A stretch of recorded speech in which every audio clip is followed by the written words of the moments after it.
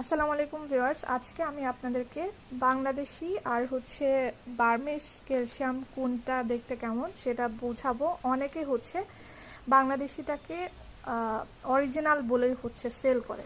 তো সেই ক্ষেত্রে আপনি কিভাবে বুঝবেন বাংলাদেশি কোনটা বা অরিজিনাল কোনটা? এটা একদম 100% অরিজিনাল আর এটা বাংলাদেশি।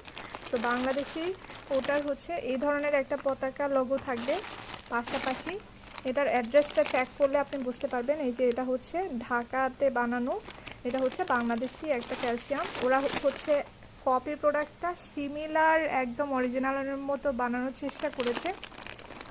বোঝার তেমন একটা উপায় নাই। অনেক ফেক সেলার রয়েছে যারা অরিজিনাল বলে আপনাকে এই কপি প্রোডাক্টটা সেল করবে খুবই সস্তা প্রাইসে।